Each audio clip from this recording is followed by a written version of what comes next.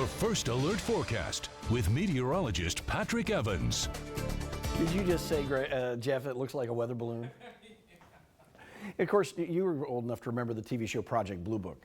And all the time, it would show UFOs and people would experience them, and then they would always say, oh, no, it was a weather balloon.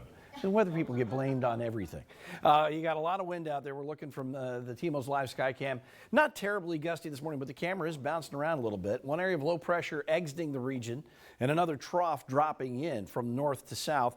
And that's enhancing the winds, the pressure gradients across Southern California increasing. And so those winds will increase as well. That stationary front kind of lingering, but it's the area of low pressure that's churning those winds and pulling them onshore. So we're seeing pretty strong gusts through the pass and all around the valley, but particularly north of the freeway and as you head up into the high desert. Right now you're looking at temperatures in the 60s. The numbers really haven't changed much this morning.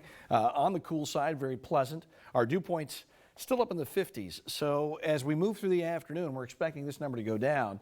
This is important for folks who like to use their evaporative coolers. Later today, that number should reflect drier conditions as the temperatures warm up.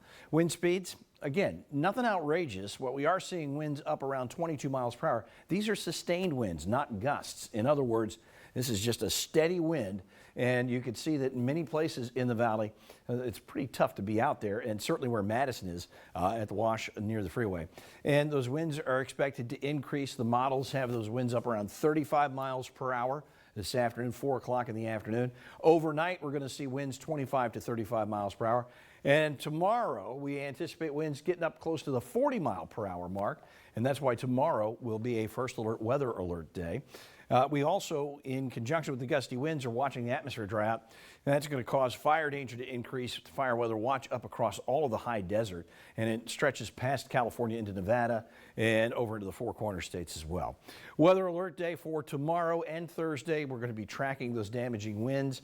And if the winds continue to increase, might have to put that in place for later tonight as well. Gusty conditions all the way through the rest of the week. Wind should back off a little bit Friday into Saturday. The numbers are in the 80s for Friday and Saturday.